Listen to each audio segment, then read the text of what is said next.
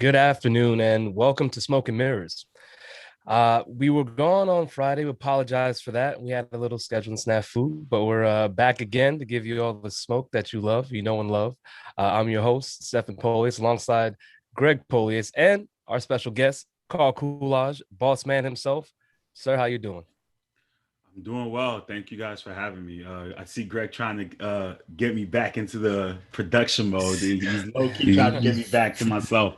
I Facts, appreciate that facts. for I sure. mean, yeah, it's been a little while since we've seen you. I'm happy to see you, man. I'm liking that we're matching with the yellow right now. I Yeah, mean, I'm a apparently I Gale. didn't get the memo. I mean, I got a little yellow, but Hey, I man. missed the memo. Listen, I'm a Gale right now, so doing that second master, so I got to rep the Iona Gales, so I got the colors Copy, on. copy. Yeah, All but right, bro. like I said, it's just sometimes you need to step away for a little bit, and I'll be back in the fall for sure. I got to get ready for football season. Those guys have been chirping it up in their chat, and you know how football goes for sure. Oh, for sure. Definitely. I mean, we all need our rest and relaxation. Happy you're getting yours. We got a little bit on Friday. Now we're back. Greg, how you doing? How was your weekend? I mean, my weekend was cool. It was busy, worked. Didn't really Yeah. get much relaxation. So looking forward to just having a good show and talking some sports. Yeah, it's unfortunate we can't have our regular Labor Day though, Greg. I know you're a little disappointed. That's back to back Yeah. years. I mean, That hurts. It hurts a little bit. not really because Labor Day isn't what it used to be, if I'm being True. True. frank. That's That's true. true. You It's know? all about the parties though. It's all about the fets, right? The fets Yeah. are That really that where it's is at. true. That's That where is it's true. at. I I mean, I don't know if Fettin will ever be the same though. I mean, it will be for some people. Yes, that is Oh true. yeah, absolutely. I mean, I think the Haitian bands have done a good job of getting themselves back out there. Clearly, Greg, from down their block, the party's still Bro, going on. I meant to send you a video the other night. They was going in. I forgot. I said Carl would have enjoyed this. Yo, just pull up, man. Just pull up and say you have an honorary Haitian card. Trust me, they'll let you in. You ain't got no problem with that.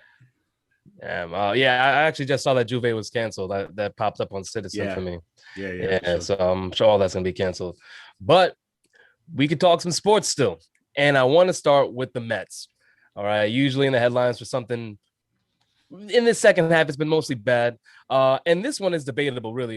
So yesterday, surprisingly, the Mets did win in surprise twist. They beat the Nationals 9-4. And In during a that game, surprise twist. the way they've been playing, bro, it is a twist. But in that game, Javy Baez hit a 440-foot like bomb to left field and upper deck.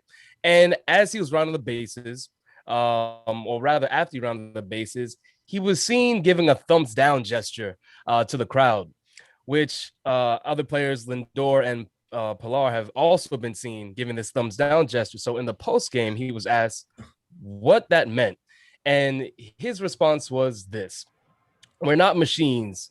We're going to struggle 7 times out of 10. It just feels bad when I strike out and get booed. It doesn't really get to me, but I want to let them, the fans, know that when we're successful, we're going to do the same thing to let them know how it feels. If we win together, then we get to lose together. And the fans are a really big part of it. In my case, they have to be better. I play for the fans and I love the fans, but if they're going to do that, which is boo, they're just putting more pressure on the team, and that's not what we want. This quote is something we're not used to seeing from any sports, any athletes being this candid, this upfront, and it has split fandom, I would say. And Carl, you are our guest. I want to start with you. What do you make of these comments? Do you agree with the approach, or are you one that thinks that there's no place for this? I mean, when Greg approached me with it, I replied, I think it's bullshit. I wasn't referring to the player. I was more so referring to the owner having to say that it's not tolerated. Mm, Listen, at the end of the day, I feel like, listen, you clap at the players, they can clap back. Like there's not like we as sports fans have to stop feeling entitled that because we're the paying customer. I understand that, and fans always feel like, well, we pay the players' salaries and we're the one who mm-hmm. puts their asses the reason why they're getting paid so high, so we can say whatever we want. But Yes. then they should be able to say something back. And again, I've never been a player, so I've never been at that. But I've been one in the media to be in that public pressure when someone doesn't agree with what you do and they clap back. That's Mm-hmm. fair game. So you're gonna sit here and boo a player.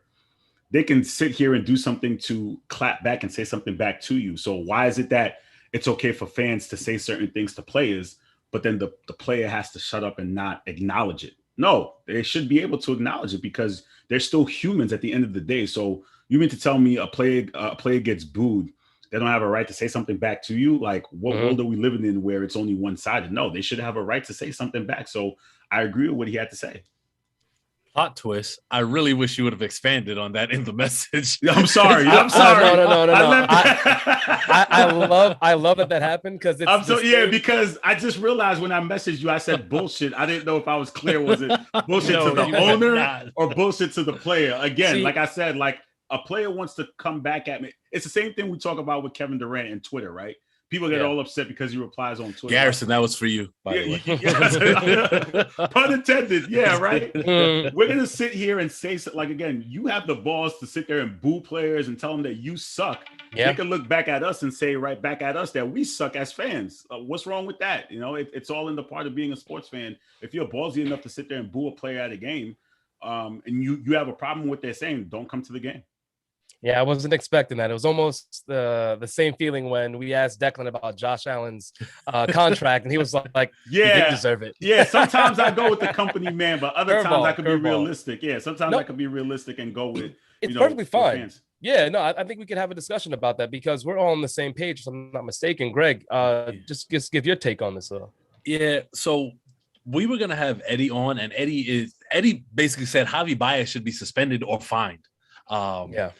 And Jav, who also couldn't make it on, said, you know, that this Mets team is mentally weak, and this kind of speaks to that.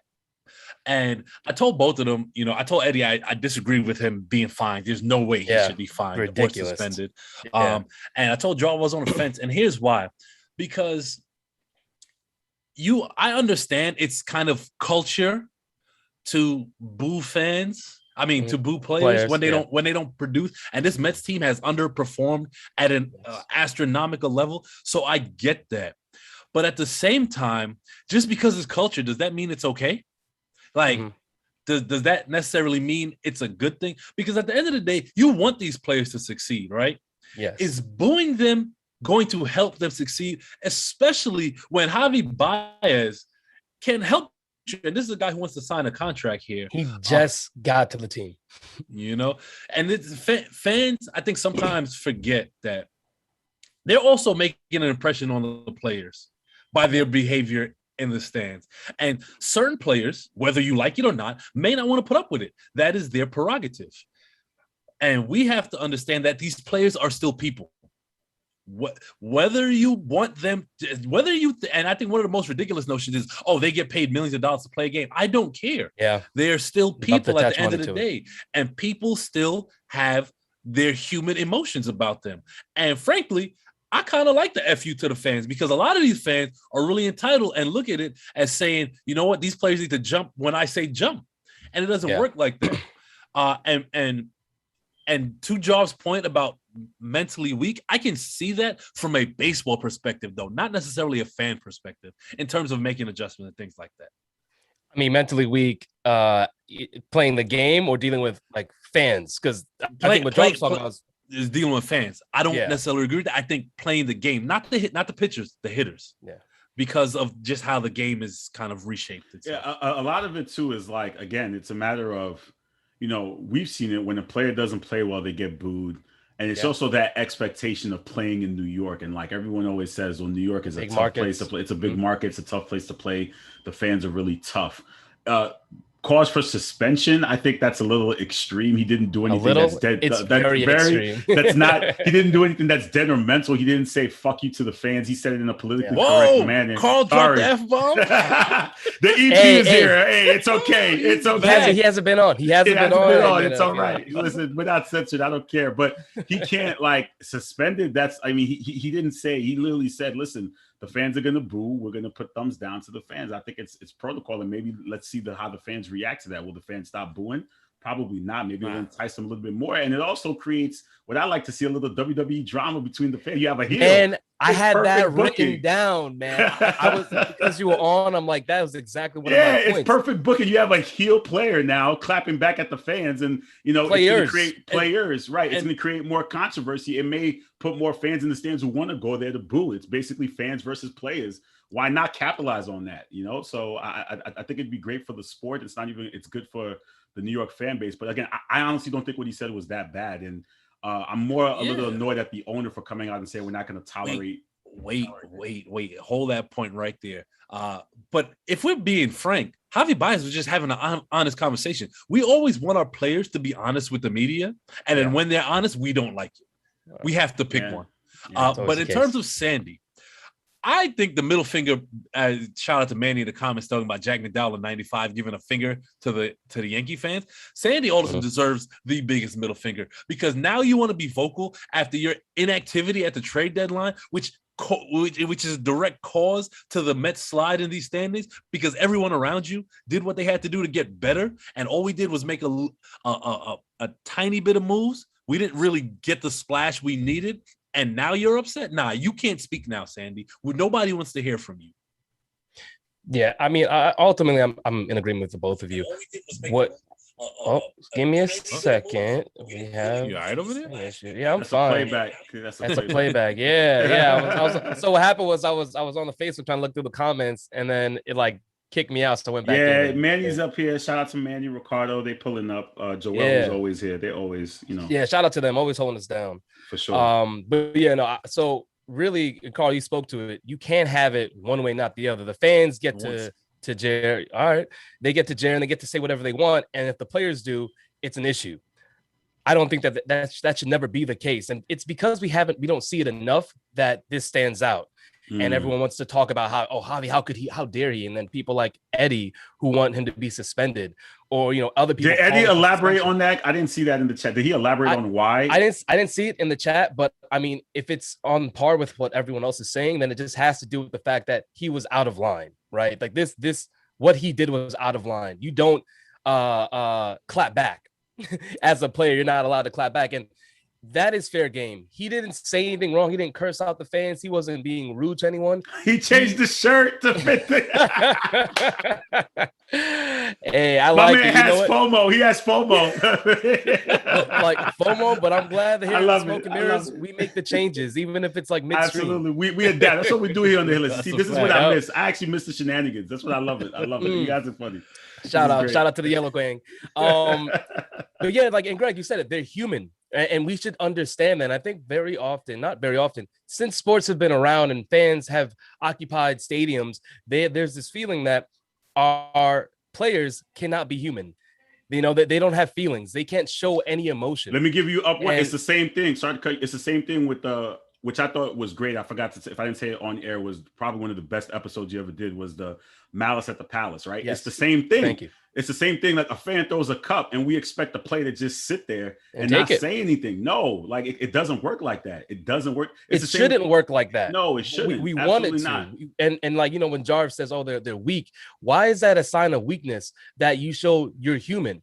And now, in back in the day, because everyone likes to look at the past, older players never did that. That never happened before. They sat there and allowed those feelings to fester. Maybe that manifested in their personal lives, where now their personal lives are kind of, they're free falling there because they don't feel like they're up to snuff, especially when you get a big contract. You go to a new city, big contract, or you're just in a new environment and now you're getting booed. How do you think that has an effect on them as humans? I think being able to put out that kind of, if you're feeling attacked, showing it on the field is the best and healthiest way to take care of that. And that is, and what Javy did and what Lindor is doing and what Pilar is doing, to me, is healthy. And like you said, the heel, there's nothing wrong with a villain. And if people want to complain, perfect. They'll play the villain. We got Eddie's in the comments right now. I don't know what he's saying, but I don't think he didn't physically put his hands. I remember Marcus Smart in college. I think a fan pushed him. He pushed the fan back. Right? As he should. But he didn't physically, again. So There was nothing extreme here. It's nothing extreme. It was a verbal ban. Like he has a gesture to do. What's the point of being suspended? I don't get it. It's accountability to me, really. So fans aren't held accountable. So Eddie is saying it's a New York market. If booing insults you, get out of a New York market. And this is kind of, for lack of a better term, a cliche term, this is kind of that toxic fan mentality. Yeah. And Eddie, I'm speaking directly to you. No one comes to your job and boos you when you don't do your work correctly. Imagine if they did. How would that make you feel? Well, no, Greg, they boo us online at like rate my teacher, rate my professor. They do that. They do have their way to get us in. Like but Eddie works in a hospital. So there's no rating. Yeah. Like we have a rating system. We do have a rating Eddie system. Doesn't have a rating system. So fair. Imagine people showing up to Eddie's job like, yo, bro, you suck. You would take it personal. You really know would. What I'm saying? Take it to heart. All I'm saying is he didn't curse the fans out. The reporter asked him a question and he answered it honestly. When are we going to actually accept honest answers from players? Just like when Odell was asked about the quarterback play and he gave an honest answer, and all of a sudden it's, Odell is the worst person in the world in terms of. You don't want the truth. No, right. The problem is that we didn't, and Deb says this to me all the time. Sometimes we don't like the answer that we hear. Yeah. And we get upset about it. That's what happened. He didn't want it to be palatable. Right. He didn't give the answer that they wanted to hear. Again, I don't think it's that bad for him to say it. And again, some people take things personally. So if that's his way of coping with it and saying, you know what, I'm going to do a thumbs down to the fans. Yeah. What's the problem with that? No one was hurt in the process. Eddie's saying he doesn't have a right to because he hasn't performed. Again, Eddie, he was asked a question. He gave an answer. Here's my thing, though, right? Like, I understand in certain circumstances, booing is like, I can see it working, right? Big inning, bases loaded, someone strikes out. I would boo like, oh my God, how could you fail in that moment? Making an error, I can see someone booing. And these are moments. But every time Javy comes up and he doesn't do something that they feel is worthwhile, he gets booed, right? Like this team is losing and all they're doing is booing every time something doesn't go the way they want it to. And it's just a pile on. Right, so I think booing. So then now he got a hit, and once he got a hit, he started doing the thumbs down. Yeah, and he wasn't the first one to do it though. He was. That's what I'm saying. Lindor and Pilar have done it. Like they're in on it together. So they clearly have talked. These players, right? Like this, they're fed up because they're struggling, and the fan base is supposed to support them because that's what he's saying. We win together, we lose together. People love that, right? That's a lot. That line to me was very powerful because when teams are winning, fans love everyone. Everything is good. It was golden when we first half of baseball. The Mets weren't winning necessarily all the time, but they were in first place. There was not as much booing going on with the exception of like Lindor because his contract. But you can't say that what Javy had to say about winning and losing together is wrong. He's very much correct. If you're going to win with us, then you can lose with us and don't boo us when we're struggling. Again, they're still human, and I think we take away the human element from our fans, and that's exactly players, what and it's Eddie not fair. No, listen, I don't have a problem with the fans booing. Sorry to cut you off, Greg. I don't have a problem with the fans booing if they're losing, but him coming out and saying this is what we're doing to clap back. Again, I never have a problem with a clap back. When you poke the bear, yeah, they're like, and I think that's one thing Greg has taught me when it comes to clapping back because we clap back at each other. When you consistently poke the bear. It's the same thing with the whole Kwame Brown situation, and we've seen this in sports throughout this year when it comes to clapping back.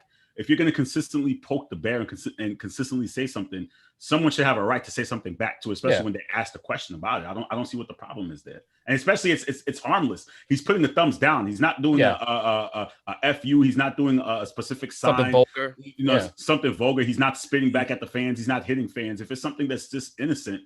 What's the big deal? And I'm curious to see what Met fans think about it too. Like, are they upset about it? Ironic though, because fans are calling him soft, but have you seen some of the fan responses? So fans are upset. So overall, Met fans are upset about it. Yeah, for the baseball fans in general, there's very few people I think that are on our side saying that this is something that's okay. And Eddie saying, when is he going to accept accountability for going 6 games up to 7.5 games out? That's not on him. Specifically and individually, that's a team, and it's not as if he's out there saying, "Hey, I'm playing good." When he goes 0 for 5 with 5 Ks, he's not saying that. So what are you saying? He's not accepting. He's basically saying that he just has to accept. He can't. He has no right to say. He has to accept the booing, which is not say anything about it. Which is bullshit. And Eddie talking about he should get fined is even a bigger load. One-sided. Like I said, it's one-sided. And I don't have an issue with booing, but I think when I understand the players aspect of it, it's like you want us to get out of this rut. and all you're doing is piling on to us, right? Yeah. And that's why I said the moment, like this moment's to boo. Like I've gone to games and it's very rare that I actually boo. And I think like it's fun as a casual fan, especially because it's like, oh, I get to partake in this. Yeah, like whenever there's a pickoff from the away team, the whole stadium boos. It could be the first pickoff of the game. He still boo. That's You're making me think back though. I don't think I've ever booed my home team, even when they're losing. Like I'll say it to myself, but I've never booed them. Like I've never been to a Yankee game and they're losing the boo. You have to be so emboldened as a player, as a fan, to do something like that. Right. I only boo the away team because I want them to lose. But I don't think I've ever booed the Yankees or the Celtics at a home game while they're losing. Maybe at my TV I'll turn it off and scream at them. But I don't know if I've ever been in a game to boo the home team. It must take a lot for me to do, because again, I understand you have your good games, you have your bad games, and certain things may be going on, something personal may be going on. It takes a lot for me to do that, but again, to each its own, I guess. I mean, and this is, again, Eddie, I'm glad you're in the comments here. I wish you were on the show, because this one comment is a microcosm of everything that is wrong with what you're saying. Sensitive. Wow, I can't perform if I'm getting booed. So what you're saying is you're disregarding everything he has to say as a person, as a man, because you feel he deserves to get booed because he's not performing well, not even realizing to take into account that this may be affecting him negatively. Mm-hmm. Yeah, I think that's that's to me where the argument lies, right? There are fans who believe that players are not allowed to be human and have human responses to any kind of vitriol, right? And Carl, you brought up Malice at the Palace. That's a more extreme case. But when it comes to just fan interaction, it's very fickle. Yeah, I think it's a matter of, like I said, fans have a right to boo. That's not what I'm complaining about. I don't have a problem. But I'm saying is, again, you're provoking. That's my only point, is we have to understand. I don't know protecting if the player side of it. Yeah. Right. So you're provoking. That means I should be able to. It's the same thing. It's like when a fan touches a player, that opens the window for a player to touch you back or say something to you. You see what I'm saying? Like it opens that opportunity for me to say something back to you. Like I could say something back to you, whether it's on social media, whether it's in the game. I have a right to do this. It is what it is. Just accept it. I don't know if anybody here has ever played in stadiums and been booed as the away team. It kind of hypes you up, right? When you're booed as the away team. But when you're the home team and every little mistake you make, whether it's a strikeout, say you got to hit your first at bat, then you strike out the next 3 times and you get booed every time, that will have an effect on a player. I don't care who you are. You are human at the end of the day. It will have an effect. And he spoke on that. So now, again, I always go back. We're upset on players speaking about their feelings. What are we doing here? It's not even just that. Like I said, again, you poke the bear. Yeah, the bear has a right to clap back. It's fair. It's only fair game, bro. It's only fair game. Like I come to your place of work and I'm booing you or telling you you're bad. Mm-hmm. I have a right to say something back to you. Since when do we not speak up when someone says something that we don't like? We've never been taught that. Yeah, I also just want to say that the organization not having Javy's back is a part of it as well. Ray Jarvis in the comments, he said we can't co-sign bitch assness. Shout out to Ray Jarvis. That's not what we're saying, Ray. I'm just saying, again, it's the same thing when somebody says something bad about our podcast. What do? When somebody says they don't like the gray area, or they say, well, that episode sucked, that's booing an episode that we did. Do we not have a reason to say something back to that fan, or do we just say stay quiet? I'm just asking a fair question. Is that not the same thing or not? And we've seen it plenty of times where people have flooded the comments about our episode sucked or they hated it. Do we not have a reason to say something back to that fan or not? Clapback's a fair game. Yeah, I don't think clapbacks are saying that we're quote unquote second place trophy sports fans. I disagree with that entirely. All we're saying is take a look at it from a player perspective as opposed to only a fan's perspective. That is it. Yeah. All right, you guys are going to move on to your next topic, right? I'm going to head out. So you guys definitely. All right. This was fun. I'm telling you, I'm coming back. I wonder if I got to change next segment. Might have to. The whole episode. Before I go, you guys have been doing a great job holding us down for the summertime. The B show is coming back soon. We'll be back in the fall. We needed a break. We also got Sunday NFL kickoff is probably one of the best shows we have going. So please make sure you tune into that. The shenanigans will be at a high. I know Travis and the rest of the crew, they're ready to go. And special shout out to Declan too, who's not here. I think he's on his way to college, right? That's what. Yes, he is. Yeah. But you guys enjoy the rest of the show. I'll definitely be watching. I love you guys for sure. Love you too, bro. Take care, man. Talk to you guys soon. See you soon. That was fun. I mean, you keep the yellow. We have a few more surprise guests, so I feel like you could keep the yellow until we have to switch out and see what they're wearing. All right. But staying in the baseball vein, want to talk about a team that, similar to the Mets, has been sliding pretty much as of late, and that's the Padres. The second half of August is one to forget if you're a Padres fan and if you're a player. It's been ho-hum. They had a ho-hum July, and then coming into August, they did pretty well. They split a series, a 2-game series with Oakland. They won 2 games in Arizona, and then they won another 2 from the Marlins. After that, though, it's been really sad. Since the 12th of August, they are 3-12. And for the month, they're 9-15.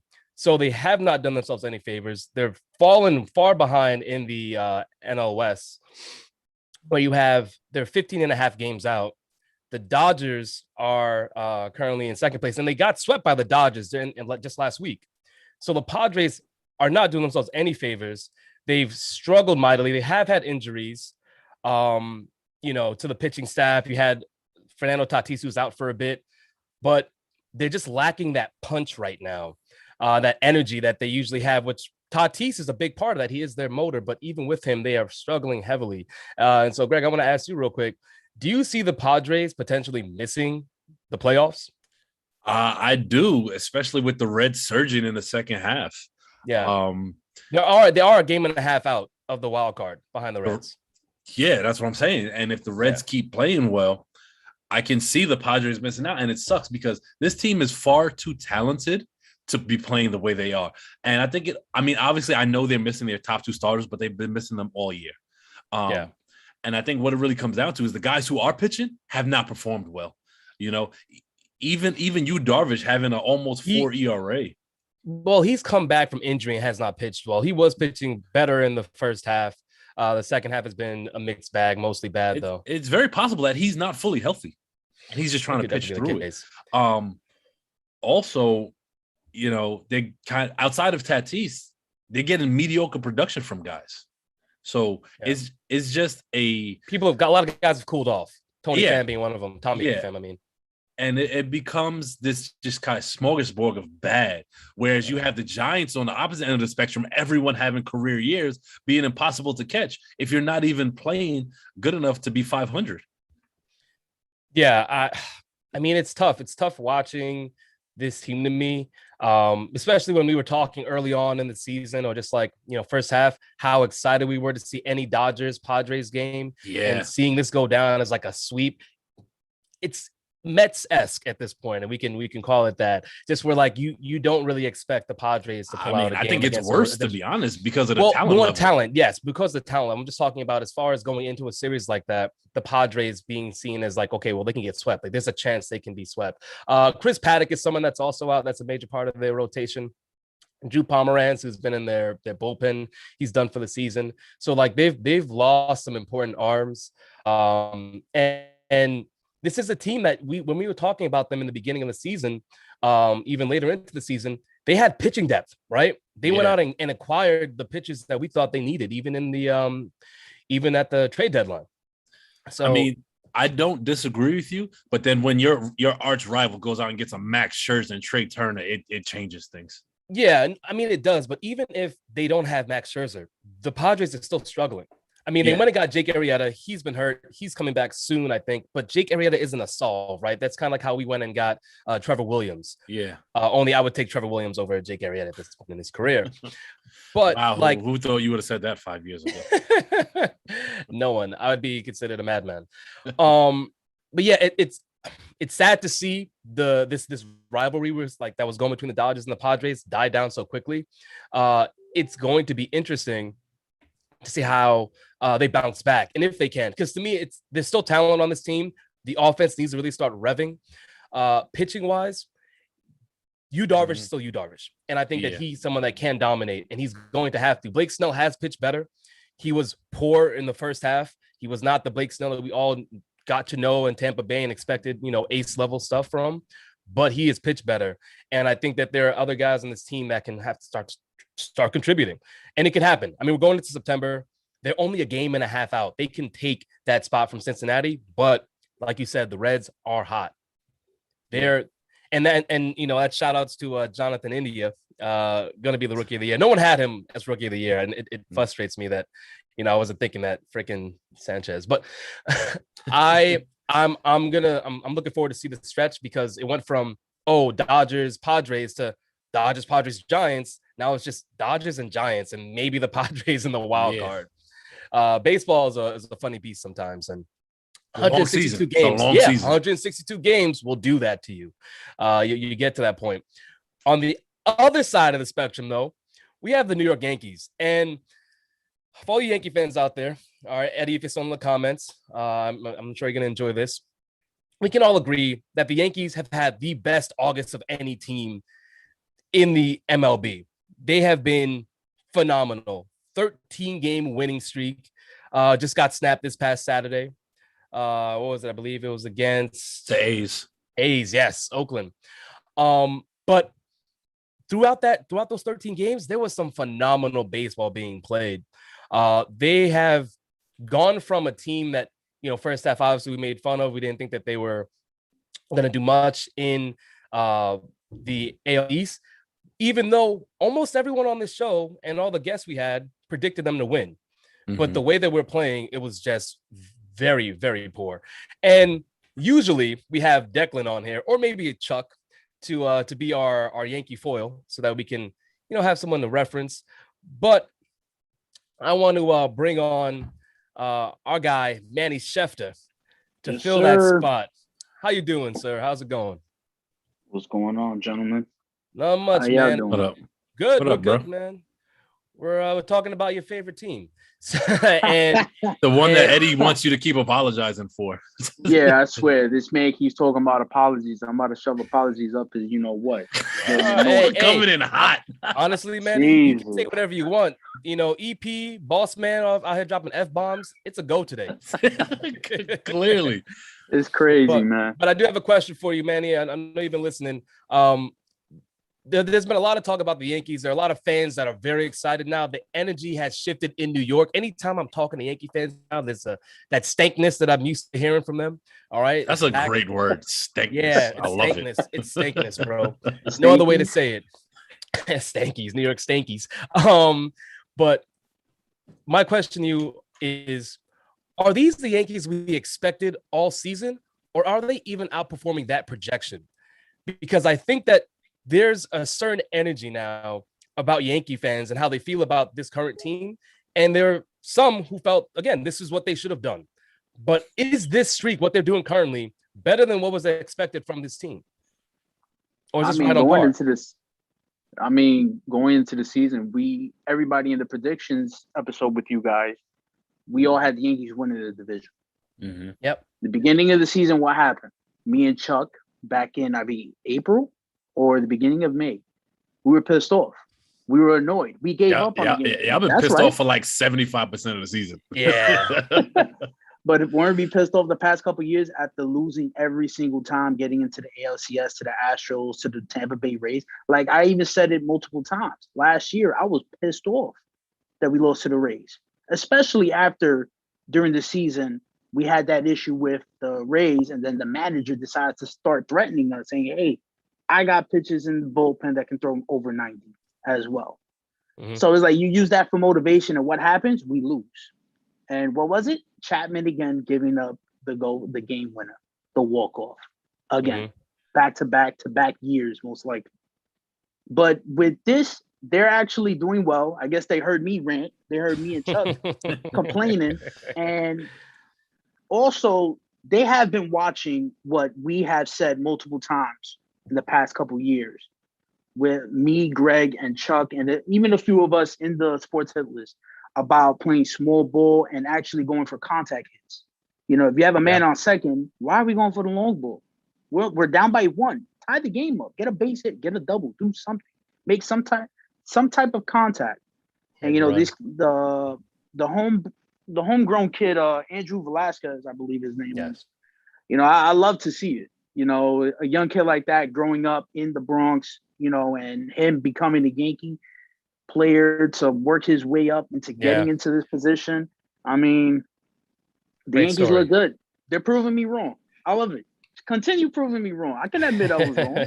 And yeah, I cut early and stuff like that. But I'm telling you right now, and I said this to Carl, and I said this to Eddie, and all the other Yankee fans, and I speak on behalf of Chuck for this part.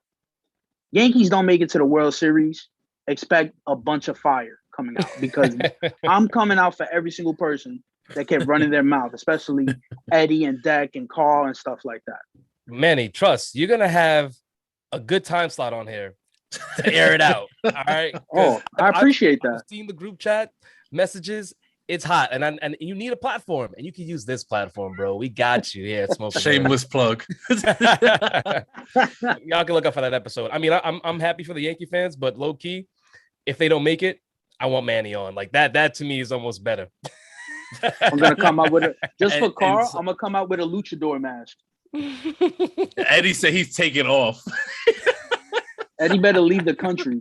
That's what he better do. Hey, Greg, I want to know from you.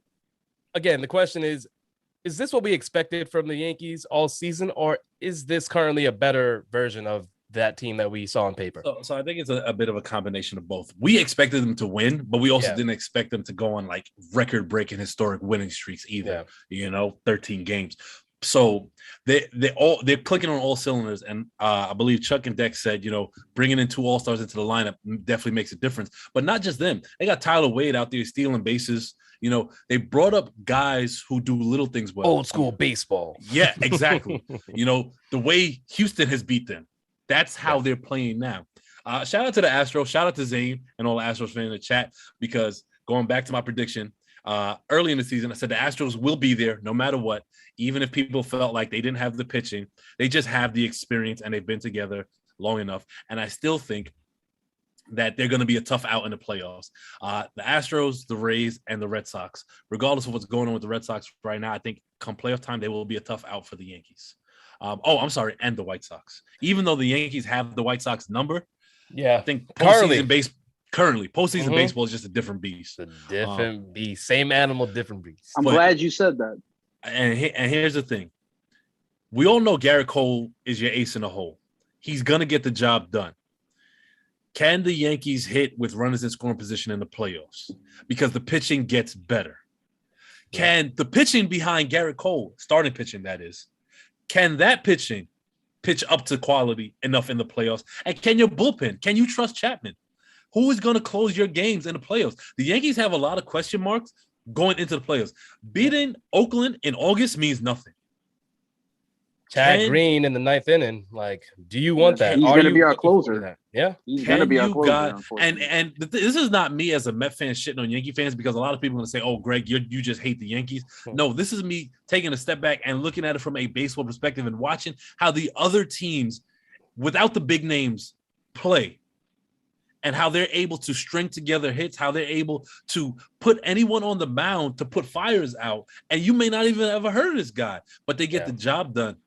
But for some reason, I it may have to do with quote unquote New York pressure. Who knows? But this Yankee team still has to prove it in the postseason, because they are World Series or bust. Exactly. It's true. So I got one more question for the both of you, Manny. I'll swing it to you first. Currently, the Yankees are, I believe it's 6 games out of the AL East, and they have secured a wild card position. It's the Yankees and the Red Sox currently in the wild card. Do you have the Yankees winning the division, or are you selling for the wild card? I mean, I did have them. I mean, we all had them winning the division. Yeah. It'll be nice. It'll be a nice comfort for us, because I feel like if we do play the wild card game, depending who we play, again, it's still a playoff spot regardless. It is one game. Mm-hmm. And the thing is, going into it, think about this. 1-game series is tough. Say we play against the Red Sox. Say hypothetically, or if, there are ifs, Carl. Yankees versus Red Sox in the wild card game. Chris Sale versus Garrett Cole. Yeah, exactly. Which is a great matchup. Don't get me wrong. That would be great. Must see baseball. I need that. Selfishly, I need that. Chris Sale coming back from injury looking like a stud. Like he's never left. It's amazing. I'm sorry. I've watched a few of the games. Yeah, of course. But just imagine just imagine Cole pitches tremendous, but yet our bats are not doing anything against Cole because obviously great pitching against Sale. Sale. Sorry, I'm so used to playing against Cole, in the playoffs. But so imagine that the bats are not doing, these hot bats that we have. Yeah, they don't cool. answer Sale, so they don't help. They don't help Cole. What ends up happening? All it takes is the Red Sox to get that one hit or go on that one run, toe-to-toe. And it's over. JD Martinez, do not sleep on JD Martinez. You Devers, have Devers, man. You have Bogarts. You have all these guys, even some of the no names that not many people expect. They can just take that one hit deep. Verdugo is another one that's been solid. Exactly. And I will say this. Declan has poo-pooed the Rays all season, talking about he doesn't trust them. And I truly don't get it. The Rays as an organization have done nothing to make any Yankee fan say, you know what, I'm not scared of them. The Rays are 9-1 in their last 10. And even after losing Glasnow, they have 82 wins already. And I believe, to answer your question, Steph, I think 6 games is too much to make up for them, the Yankees, to win the division. But if the Yankees want to go deep in the playoffs, I do think they have to win this division. Yeah, I can see that. The one game series is going to be very tough. Because one issue is right here. Say we do win that. Say we play in the division game against the Red Sox, and we do win. Guess what? We don't get Cole till game 3 or game 4 of a series in the next round. And then what happens? Say that series goes to 7. Then we're gonna have to use Cole again in game 7. And then what happens if we miraculously win that game? Next series, we don't get him till game 3. So again, it's just constant overusing him, just like in 2009 when we used CC Sabathia. Shout out to him. Because Sabathia carried us that year. Facts. Don't sleep on the A's. I know that they just won the series. Don't sleep on the A's in a one-game playoff. Right? They're very scrappy, and they have Montas, Steph. All right, high K guy, low walks guy, but I don't know who. And the thing is, in a one-game playoff, all hands are on deck. Yeah. So you may see some starters coming out the pen just to kind of finish guys off. I think the Yankees can build on this. I think they can build on this winning streak. I know it was snapped, but they have to play like this for the rest of the month to come close to winning the division. And here's the thing, though. I'm sorry, you're talking about the A's maybe instead of the Red Sox in the wild card. Either or. Yeah, but there's also a scenario where September is going to be huge. That gap is very close between the A's, the Red Sox, and the Yankees. The Yankees could fall out of the wild card. So that there's a potential that, like you said, that 6 game, the 6 games back that they are in the division might not be something that they can overcome. So it's going to come down to the wild card, and the A's are playing well. So it could be a Red Sox A's in the wild card. That's an outside shot. It's not impossible. I don't know if I see that because I do see the Yankees. About Seattle. Sorry about that, Steph. That's not happening, man. Hey, 4.5 out. I mean, that's looking a lot better than Dex Angels' pick for the division. So there's that. Man. Yeah. Yeah, but don't forget also the Rays play the Yankees at the end of the season. I believe we played them. I don't know if we played them 3 more times or just 6 more times. But I'm gonna bring up Eddie because Eddie said if we play the Rays going for the division, apparently we're sweeping them. That's what he said. Those were Eddie's words, and I have it screenshotted. Trust me, Eddie. Eddie been a wild boy today. Receipts. Oh yeah. What you sipping on, bro? You that sip was very timed. That's just a natural thing. I didn't do it on purpose. Oh, okay. It's just coffee. There's nothing special in here. You sure? Not a hot toddy? Yeah. Oh no, I do like hot toddies though. They are pretty good. Not too hot for a hot toddy, but they're winter perfect. All right, Usher. So question for you guys, because actually no, I just want to go back to what you and Carl were discussing about the Mets with Javy Baez and stuff. Mm-hmm.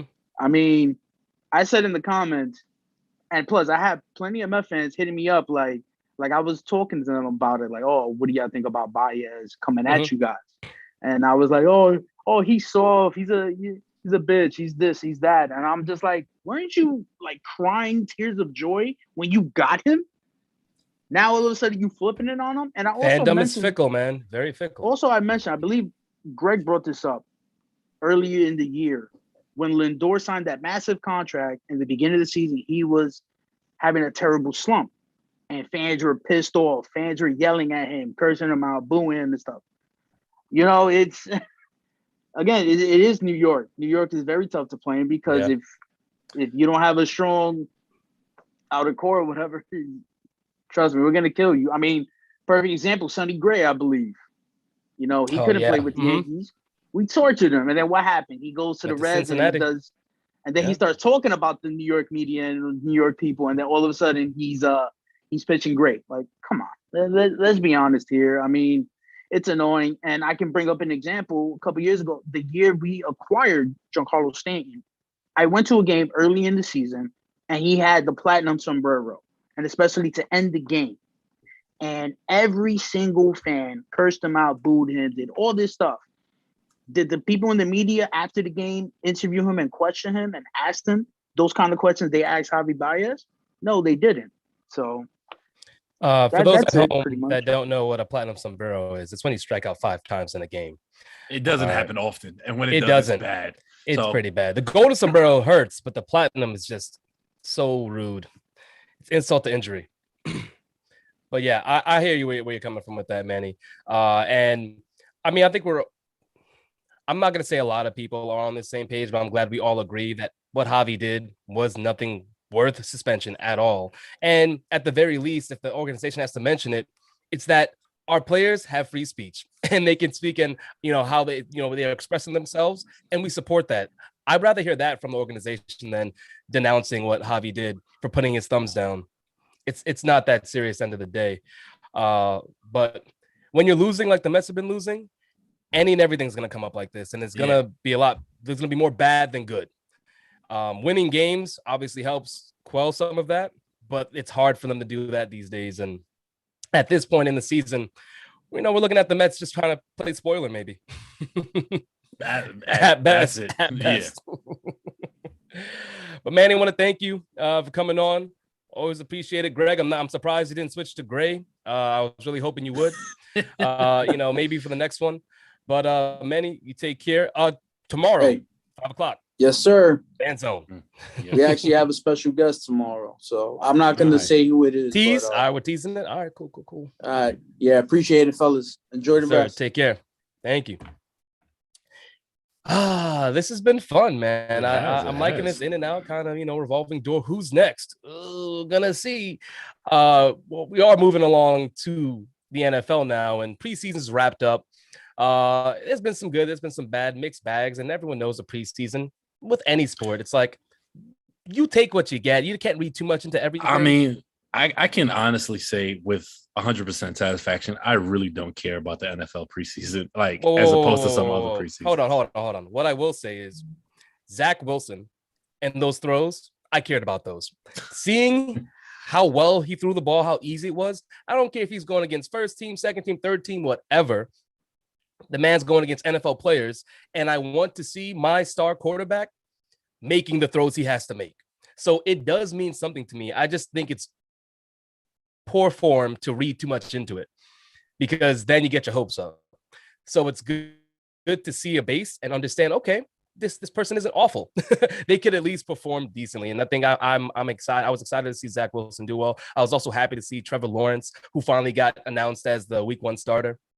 I mean, that was before they traded Minshew, which made no sense, right? I'm sorry. Let's just talk about that real quick because they were splitting first team reps in practice, and then they trade him as soon as they announced him as the week 1. You could have been given all those reps to Trevor Lawrence. Meyer has shown that he's been absolutely clueless as an NFL head coach thus far. Yeah, it was foolish. But now the preseason's wrapping up. I want to do what we did for the baseball season and do some predictions because predictions are fun. We get to talk about it. We reference it throughout the season, see where we're at. And we're going to bring in another sports hit list staple. And that's going to be Paul Lawson. He was kind enough to join the Smoke and Mirrors team again. And Paul, from that. Hey, I like it. Shout out to my guy, Paul. How you doing? Holding it down. What's up, bros? Hey, you know how it is, man. Is that Coco Melon in the back? Nah, this one is baby first, bro. You know, you gotta switch it up. You gotta be dynamic. You know, it's the color crew on right now, man. You know, that's the only way to work. I like it. Hey, boy, I like it. Solid. But sir, I'm glad. Thank you for coming on. Always a pleasure to have you. But as I said, leading up to it, I'm going to do some predictions. All right. The playoff structure for the NFL is same as last year. We're going to have 14 teams making it. So that's your your conference leaders, as well as 3 wild cards. All right. So, Paul, as the guest, I'd like for you to start. Who do you have? We're going to start with the AFC. Who do you got? All right. Taking in the AFC, and we'll do wild card as well. So you just throw it out there real quick. Who do I got going to the Super Bowl, essentially?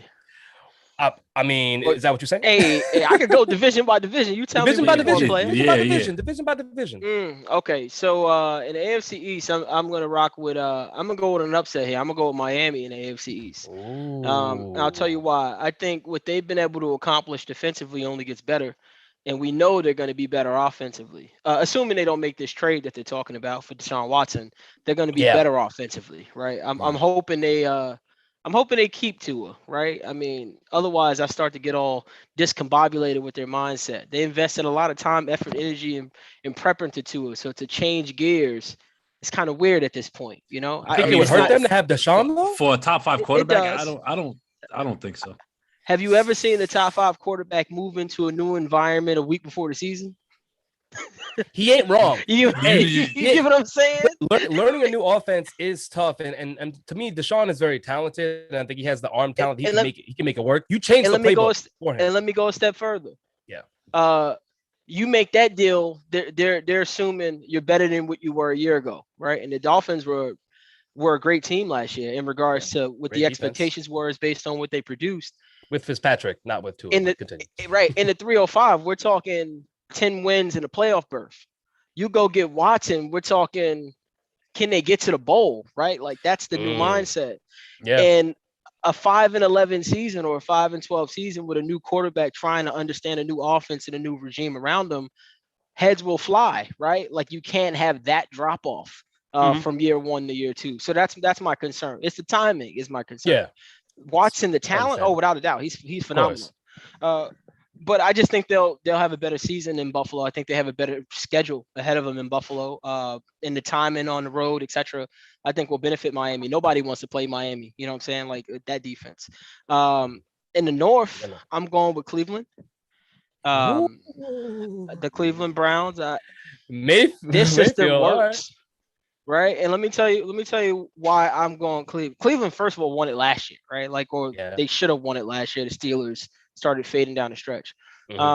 It's the toughest division in football, in my opinion. Without a doubt, all 4 of those teams are stout, both sides of the football. I'm excited to see what Joe Burrow does. They play competitive football. You got to score to beat Cincy. I don't care who they're playing against, right? If healthy. As long as Joe Burrow's on the side. If healthy, right? What Cleveland does is they control the clock. They can get to the passer. They can lock up one-on-one. And the difference between them and a lot of other teams, they got legit superstar skill sets. Yeah. At the receiver position on both the X and the Z. Odell, we know, can play all three positions at the receiver slot. And then you know what Chubb and Hunt can do in the backfield. They got insurance plus a tandem, right? So, and Baker continues to be Baker. He keeps cooking in the kitchen. Yeah. So give me give me Cleveland out in the North.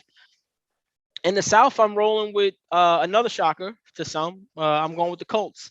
I'm a believer in their foundation. I'm excited. I wasn't expecting this. Okay. Yeah. Listen, I know the world wants to tell you Julio Jones going Titans, and obviously what we've seen, but even a year ago, right? Despite the 2K man himself, Henry, and what they've done defensively, King Henry. I mean, that division is still this tight. I mean, we were talking a drop pass from Pascal is the difference between them winning the division and losing the division. We were talking a bad fourth quarter from a receiver in Indy beating Buffalo on the road in the playoffs, right? Like we're talking about fundamentally sound.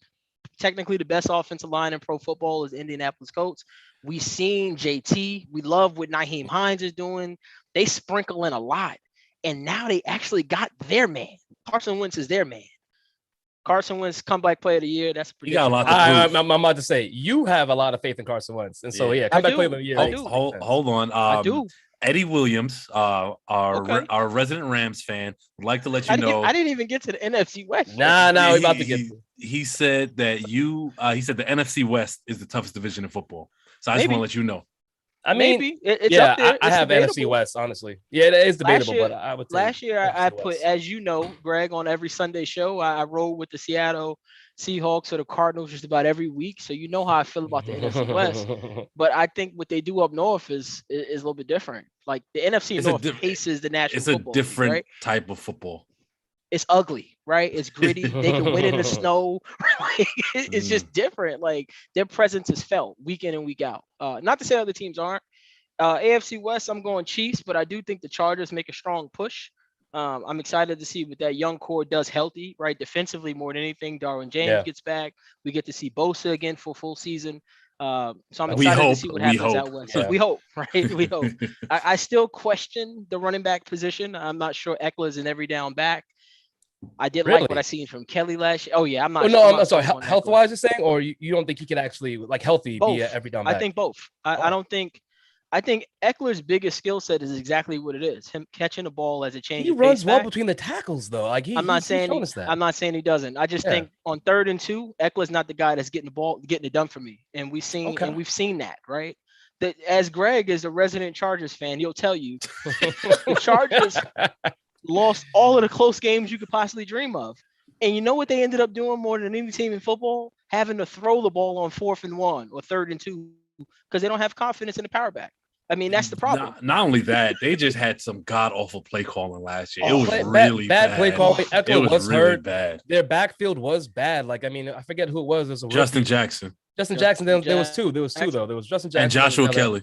Thank you. Yes. Josh Kelly. And then they had the other guy that came in, the vet that came in and ran wild in fantasy football. I forget his name, but he was a big guy. He was me. He was about 250. You know what I'm saying? He was in the hole.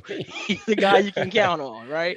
And then I'll round back out when we talk who I think gets to the dance. But on the NFC East, I'm going with I gotta go with the Dallas Cowboys. Hold on. Before you do that, I hold on. Don't do NFC just yet. Okay. I just want to do AFC real quick.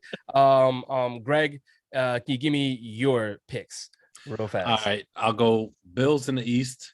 Did wild card? Yeah, wild card. You gotta give your wild card picks. Yeah. Oh, wild card. 3 wild card picks. Yes, sir. I gotta give you 3 in the card. So I'm gonna go Ravens, Bills, Titans. That's my 3 wild cards. Okay. Chargers don't make Ravens, it. Real Titans. So division winners, I got the Bills in the East. The North, I got the Ravens. J.K. Dobbins? Yeah, even with no J.K. Dobbins. Gus Edwards is going to do it. I think Gus Edwards is a competent runner. I'm not saying that he's going to be the only one, but they have. Honestly, I'm pinning a lot on that Ravens defense also. Yeah. And Lamar Jackson. Tough schedule, man. The West, I'm going Chiefs. And then did I say South?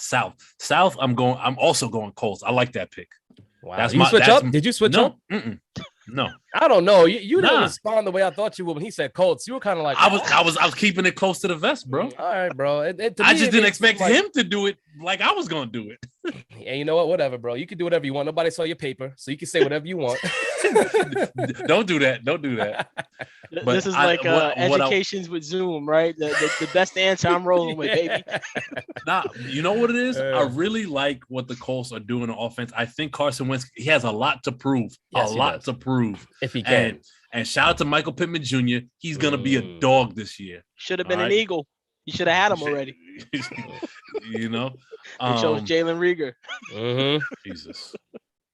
And wild cards, I'm going Chargers. My man Jay Herbert out there. Yes, do it big with Keenan Allen. Dolphins and Titans. Okay. All right. Wait. What's up? Hang on. Mm-hmm. So you have the Browns and the Steelers missing the playoffs? Yeah. I do. Okay. Okay. Yeah, I just think the Browns are gonna. I just think the Browns are gonna Browns. There's no rhyme or reason to Browns? it. That's just defense. Here's the thing. Yeah. I think Pittsburgh is rebuild. They're in a rebuilding phase. Pittsburgh with Ben isn't doing it. I'm sorry. The defense is great, but I don't think Ben gets to do it. But as talented as I may eat my crow on this, but it's just one of those. Probably will. I probably will. Yeah. Out on a limb, just like I see them doing something to flub it up. Flub it up. Wow. Well, let me give you mine real quick so we can move on to the NFC. I got the Bills in the AFC East. I got the Ravens in the AFC North. In the West, I got the Chiefs. So very similar to you, Greg. But in the South, I got the Titans. Clearly, I'm the only person that thinks the Titans can do anything. We both got the Titans in the playoffs, though. I'm just saying, winning the division. I'm just saying, y'all think the Colts. And we know you don't need to win a division to win it all. That's true. Very true. You know that. Very true. My wild cards, I got the Broncos. All right. Which y'all have. Yes, I'm taking the Broncos with that defense and with Teddy Bridgewater at quarterback. Yep. Really? Mr. Mediocre himself? So Mr. Mediocre. Steph don't even know the coach of the Broncos. I can't pick the Broncos. No. What I'm saying is that Teddy Bridgewater, with a bad defense in Carolina last year, still won some games. He's gonna have an excellent defense now. He doesn't have to do too much. A weak division, though. Yeah, true. But I'm just saying he doesn't have to do too much for this Broncos team to win. Hold on. Side note, Manny, you heard that? Weak division. That means your Raiders gonna suck again, bro. Oh yeah, no. Why even acknowledge that, boy? You have to. Well, no, but you got to understand. Teddy was playing in it was a 2-team race out east and south last week. Yesterday, you had Tampa, who came on late, and you had Nola, who kind of started off hot. And they cooled we off. know Atlanta was giving games away. I mean, they were shaving points, so we knew what Atlanta was up to. But sorry, Manny said, "Put your money up." Bro, in baseball, I had Seattle. This is gonna be like my similar pick. I got the Broncos, right? In the wild card, I got the Browns because I don't know why, Greg, how you leave them off, Greg. The Browns, to me, they in the playoffs. And I got the Chargers. I think the Chargers with Herbert, new offense, new head coach, the right pieces around him. I just see him taking another step this year. So those are my AFC picks. So does that mean no Dolphins for you? No Dolphins for me, bro. No Ravens for you either. No. Ravens are there. You said the Ravens. Steelers. Yeah, no Steelers because Big Ben ain't it. Oh, bro. so no Colts for you. No Colts. No, yeah, no Colts. No Colts. No Colts. I don't believe in the Wentz like that. You could tell he was going no Colts. The way he reacted to both of us, he was like, really? He tried to sell us on a bad Colts team. Not a bad Colts team. You know, I like I love Jonathan. Damn, Taylor. and no love for Belichick, huh? Nobody got love for Cam and Mac Jones? Hey, I mean, I wasn't ready to commit anything to the Patriots. If they do something, I'm happy. Like, whatever. I'm not even happy. It's whatever to me. I'm not choosing them. Patriots? Post Tom Brady? Away, bro. Tom Brady? You want me to choose the Patriots? Boy, if they find a way, good for them. But they ain't gonna end up on my list. You gotta take a sip on that, Steph. They let people in the group here tell me that Belichick was the guy. Right? That's what they told me. That's true. Hey, last season, people talking crazy. You see what he's doing there? He's laying seeds for the Sunday pregame. I see it. Hey, Greg, they told me shoulders. It was Bill over Tom. That they told me, and I watched Tom get on the plane and go to dirty Tampa and get it done. That's all I'm saying. It's dirty. Mac Jones has a good preseason too, so that's gonna be interesting seeing that. Don't get me when they make started the on change, that preseason hype train. Don't even get me started. Boy, they love it. All right, okay, so let's not get off track. Paul, back to you. NFC East. Who you got? I'm not gonna start with the East. I'm gonna start with the South. Oh, okay. All right. Do you think? Whatever order you want to go in, boss. I'm gonna go Tampa. Out north, I'm going Green Bay. The West is tough, but I'm going with the Cardinals. I'm sorry, Kenny. Eddie, sorry. I'm sorry, bro. But I need to see Matt Stafford in real life in that uniform before I could believe the Rams can win the division. You need 10 wins to win that division. I don't know if Stafford is that guy. He ain't never 12 been that actually guy. to win that division. Also, it's gonna be hard to get you. It's gonna be hard to get you 12, Greg. Seahawks, Rams, like that. Those games are splits at best, right? Ain't nobody running home with the division. So I can see that. It's tough. I don't think anyone's running with it. And with the East, toughest division. The East is the toughest bad division. Tell me now who you got. Declan wants me to say the Giants. They're going to be last in the division. The Eagles will be second to last. I'm gonna go with the Cowboys. Pending health, obviously. Okay, all right. Yes. The hype train is obviously there. Hard Knocks, the greatest show HBO's produced since Entourage, right? If they get back to what they do great, which is give the ball to 21, they win. Last couple of years, they got away from that program. So the only way Dak will last this season if they run the football. If you got the Dak throwing for 600 yards, right now going to have to see me on Sunday when they're back in the lottery. That's all I'm saying. That's all I'm saying. And I got to give you wild card, right? Yeah. Wild card Bears. High on the Bears, as Greg knows, right? I'm high on the Bears. I like it. And I'm giving you two from the West. I'm going Rams and Seahawks out west. Wow. Yeah, I don't see, from the division. Yeah, I'm sorry. Who the NFC West was Cardinals, right? For you? Yeah, Cardinals. Okay, gotcha. And and that was tough because honestly, I love what San Fran does, but yeah, the uncertainty at the QB position, even as of yesterday, we seen Garoppolo start a drive, and I seen Lance come in on third down. Fresh helmet wasn't even on. Like, it was like a scene out of the replacements. He literally ran on the field, didn't even have the connection to the offensive coordinator to go try out something. They asked Shanahan after the game. He said he just wants to feel him out in these spots. This isn't like he's not a relief pitcher, bro. Like, and even then, they don't bring in relievers with 2 strikes and 3 balls. Like, it just doesn't happen, So yeah. So before I give my picks, I want to give a shout out to one of our first time viewers, our grandmother, Grandma Mom. She's watching. What? Yeah. Hey, shout out to Grandma. Thank you for tuning in. Is that grandma that was sipping at the baseball game? No, that's a different grandma. Okay, we're gonna have to get her on the air. I got questions for her, baby. Love you, Grandma. Thanks for watching. I even know. As far as my picks go, I'm gonna have to disagree with you on the NFC West, bro. Okay. And especially with Stafford. I just think Stafford was never given the team or the running game to win games in Detroit. It was just a dumpster fire his entire career, which is why I have the Rams winning that division. Could I push back for just 2 seconds? Look. I'm not disagreeing with what happened in Detroit because Detroit's a shit show. All right. I don't even leave the airport when I have to travel to Detroit. All right. I stay right there. I go to Chick-fil-A and I get back on the plane. I don't care how long the layover flight is. All right. The running game you speak of, Cam Akers, torn ACL. We talking a diminished, bound to be bust in Sony Michel. The ring is the only thing that makes him not bust. Sony Michel lost his spot. You forgot. He did lose his spot. They told him lose weight or lose your job. You don't remember that last year? He couldn't even touch the field. And what are your thoughts on Henderson then? That's my thoughts on Henderson. I think Henderson. Man. When he got the snaps, but when he got the snaps last year, he performed. And then he lost his job. No. That job was Cam Akers when he got drafted. That's exactly what it was. They just had to work him in. That's you guys. That's like saying that Fitzpatrick lost his job to Tua. They wanted to make the change, so they made it. What I'm saying is he was performing. Henderson was performing, and they wanted Cam Akers. Yeah, he was. When he got the carries. All-star caliber. No, he was all-star. Serviceable. He gave them a chance when he was in the game, is what I'm saying. Where's Ray Jarv at with the no bitch ass mistake? I have to get his average. We're not going to sit here and say Henderson was performing because he wasn't performing. Do we know what performing looks like?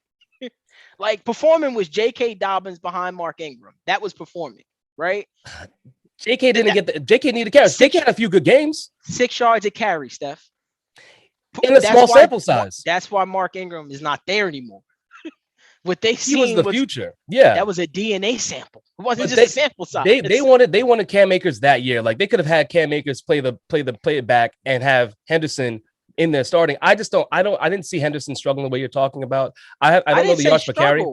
I think he gave him a chance. Henderson is not the guy that I can give the ball to 30 times and go win me a football game. I mean, I don't think they're giving any of their running backs the ball 30 times a game. Cam Akers with those 30 receivers. times a game down the stretch. 30. Well, down the stretch. And we're talking those receivers. So let me give you guys a little bit of content, right? Mm-hmm. Let me tell you what I think. All right. Do I think Henderson will get the muddy yards this year? Sure. He's a ground and pound, get down low and get you the 2 yards you need. He struggles catching the football. You can't be in a McVay system if you can't catch the football. That's what made Akers the RB1 there. Sony Michel also struggles catching the football, right? So when I think about, to Greg's point about, sure, you could sit here and say that, my man Stafford was dealt a tough hand in Detroit. All right, cool. He had receiver weapons for years, but right? He had weapons. He had weapons. He made Kenny Marvin Golladay. Jones. He made Kenny Golladay. Marvin Jones Kenny slot Golladay. guy. Yeah. He had Megatron back in the day. He's been there for 10 years, and he had a handful of weapons. Yeah, there's never been a good receiving core to me that he's had at top to bottom. And I look at this receiving core and I say to myself, I like Cooper Kupp, but I love Kupp with Goff. Like that was a marriage that I'm not sure is transferable. Honestly, Stafford is a more talented quarterback than Jared Goff, which is why he was traded. Are we referring to Matt Stafford's arm talent? If that's the case, then sure he is. Sure he is. But are we referring to understanding that system in a short window of time? See, Goff was the system, right? When McVay came, Goff came. That was a system. Let me what we're seeing from Stafford is joining a new system that he's never run before. But and here's the thing. Sean McVay loves to throw the ball down the field. Jared Goff wasn't good at it. Matthew Stafford is going to be good at it. And because that's what he does. I think you're overanalyzing that, Greg. The best the Rams numbers offense speak for themselves. No, they don't. The Rams offense isn't a vertical offense. It's a crossing offense. It wasn't a vertical offense because they didn't have the personnel at quarterback to allow it to happen. You do realize that they went to the Super Bowl running drags across the field, right? I understand that. And a lot of that had to do with their defense. No, they scored a lot of points, bro. Like, let's not disrespect Todd Gurley and Kupp, Woods. They scored points. They were not offensively challenged until they played this. What I'm saying is they can open up the playbook more. I can see now. That. Yeah. I don't think that they couldn't run. Yeah. Your quarterback is going to dictate how you run your offense. If you can't throw deep balls, why would you throw deep balls? And I'm going to sit here and say this. We don't even still have a deep threat on the Rams. I know we want Van to be the man, but I'm not sure he is. That's all I'm saying. I think Matt Stafford is a quarterback that can make down my gator, sir. Real quick, I just want to say Henderson was averaging 4.5 yards a carry last season. And like I said, I don't think it was a factor of him not performing well. I'm not saying he was a stud, but similar to Josh Jacobs, he's someone that needs volume. Josh Jacobs needs volume, and that's someone you love. All right, I know you love Josh Jacobs, but I'm not sure you can't compare those. Hold on, I'm just saying though. I'm just saying Henderson is someone that needed volume. When he got the volume, he did perform well. That's all. Are you saying? And Cam Akers was the guy. So as soon as Cam Akers was healthy, they inserted him into that lineup, and you immediately have Henderson being your RB2. So I think he can perform well for this team, especially with a great passing game. It's going to open up the running lanes. I think we're being a little too lenient. I think we need to place value where the value belongs, right? This is a winning football team that was in the race the entire year that made the switch. Why? Because Cam Akers took that spot. Let's not drafted to take the spot. Though. No. So he was a 3rd round draft pick. He didn't go top 10. Running back for the most part, he's a running back. He's not gonna be drafted. He didn't even know the offense, Greg. He took his spot.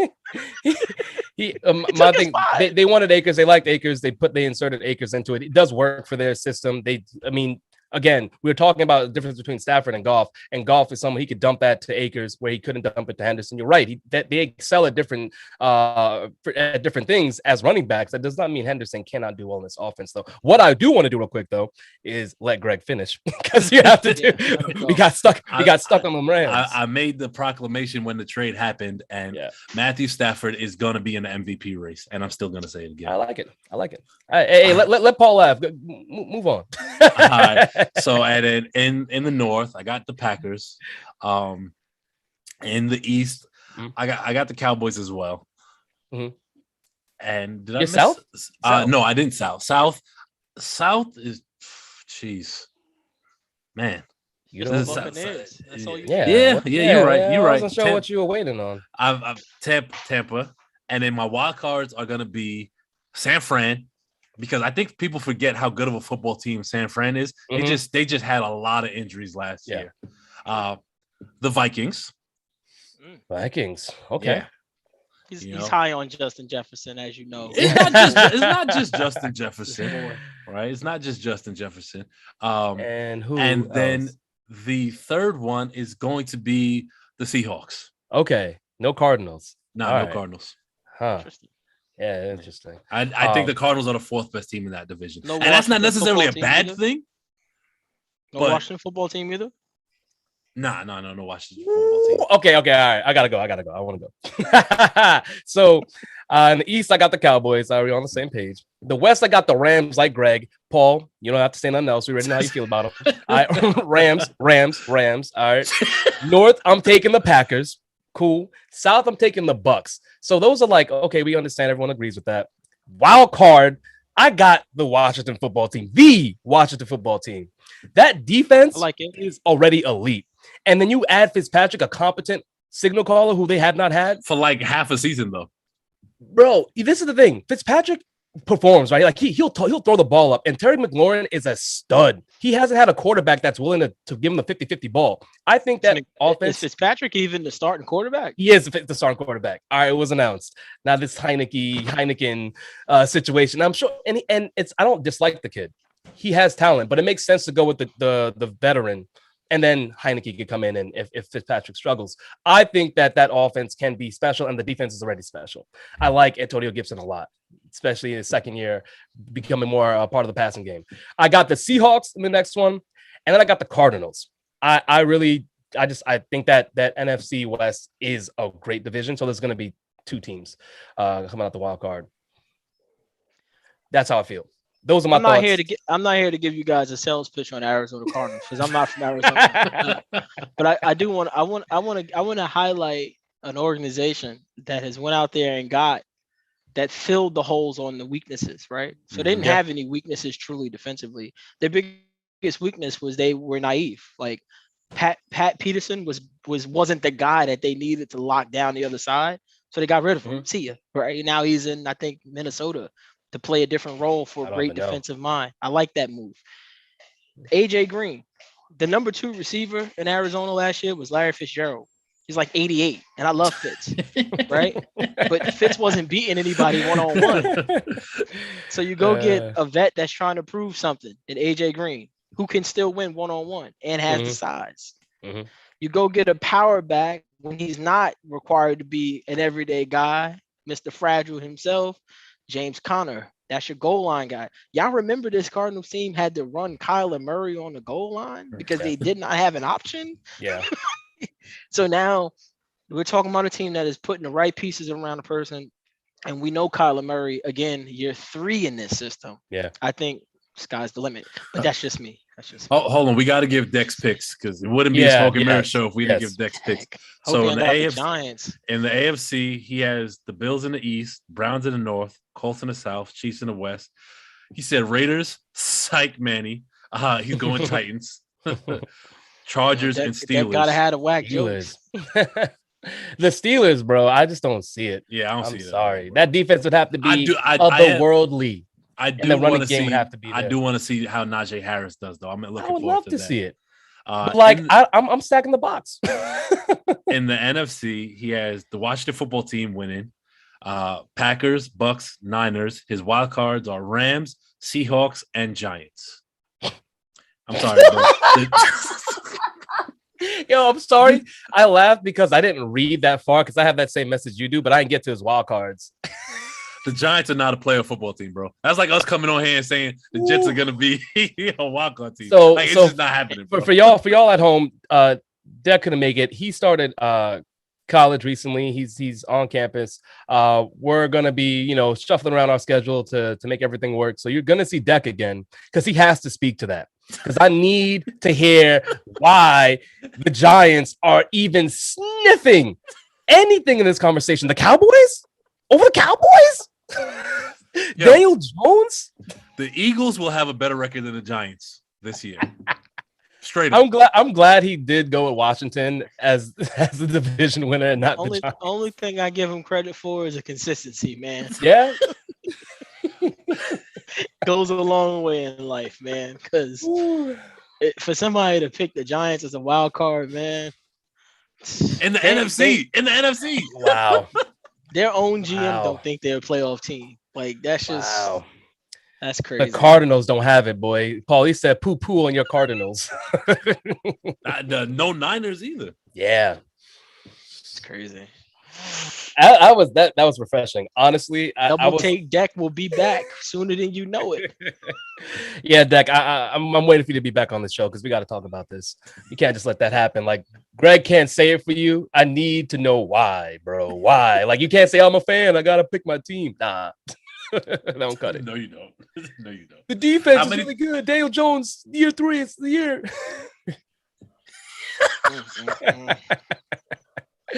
Hey, I'm just saying, like, I wasn't expecting it, so I'm like, damn. I mean, honestly, I'm not gonna lie. I kind of was after how he talked up the Daniel Jones performance, which was mediocre to me. Bro. He talked up Josh Allen too, and what happened when we talked about the contract. All right, he was very level on it. And Paul, I see you already, bro. I see you already. I'm just saying, there's been a more tempered Deck on Smoke and Mirrors recently. So seeing the Giants pick is like, what? There's nothing tempered about that. that. You know what that is, Steph? That's what happens when you go into the bookstore and the total is $2,000. You just come out with random stuff because the voucher can't afford that. All right, Deck. Oh man, from Brooklyn to Florida to Brockport, the Giants will be the worst team in the NFC East. Ooh, okay, hey, let's end it there because I want Deck to come on and defend himself because he needs to. Because I don't think there's a Giants fan that, I mean, no, let me not do that. They're pretty delusional when they're ready. So absolutely. I want you to talk about it. Paul, I want to thank you for coming on. This was great. We're not talking about Super Bowl predictions? What the No, so what we were gonna do, we were gonna have MVPs, comeback play of the year, and Super Bowl predictions on another show. And you will be there for that. Oh, that's unfortunate because I was gonna pick the Packers. Bro, you gotta tease. We gotta tease. I like that though. We gotta tease. All right. It's programming. It's good programming.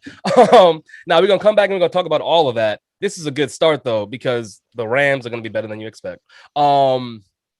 But now we have some narratives to play with as the year goes on. First of all, I did pick the Rams to make the playoff. I like the way you talked about him though. I like the way you talked about him. That's all I'm saying. I'm not gonna let Greg sell me on Matt Stafford winning MVP. Like, I'm just no. I said he's gonna. I didn't say he's gonna win. I said he's gonna be in contention. He best team he's been on in his career. That's fact. But he won't be in the MVP race. And those who shall remain nameless were in the comments talking about why do we reward mediocrity in terms of Matthew Stafford? That's just somebody who's not looking at a picture. I didn't say that. No. That ain't a take from an insider. It's coming from a wild person, so it doesn't surprise me. See that, Steph? See how I plug myself? Yeah, I like it. From an insider. That's smooth. See, you got to be able to read between the things you Google online about quarterbacks, right? Like, you got to be able to analyze things. We know Matt Stafford can ball. Boy. He always can ball, right? He been shout out to his wife. His wife's the only reason he ain't even in Detroit no more. Shout out to his wife, all right, for getting him moved to LA. And now we get a chance, even if they don't win. Life is good in LA, bro. I'll take LA over Detroit any day of the week. I just told you I'm not staying at the airport in Detroit. Like, this makes me never want to go to Detroit. Never, bro. Don't ever go. Pause. Never go. Nah. You know what I meant. I'm just being childish. Don't mind me. Exactly. I know. Don't mind him. Exactly. But yeah, no, again, Paul, want to thank you for coming on. Always a pleasure to have you. We're going to do this again. You'll be back. We'll make it sync up with your schedule. All right. But yes, thank you again. Hey, as Greg will tell you, I appreciate the invite. I make the schedule, right? So currently I'm in the middle of a meeting called the S&M Metrics Overview. That's the Smoke and Mirrors Metrics Overview. All right. You hit me with the time. Your boy is there, baby. That's you making boss moves. I like that. Push that meeting at 3 o'clock. I'll holler at them in the minutes. Also, shout out to that overlamp in the back. That's fire, bro. Yeah, it's a nice fixture. It's a nice fixture. I try, man. You know, it's a lot going on back there. A little flex, Cartoons, kids. You know, it's a lot, man. Appreciate the love. Appreciate the invite more than anything. Thank you. Y'all be good. Sure. Same. Take care, bro.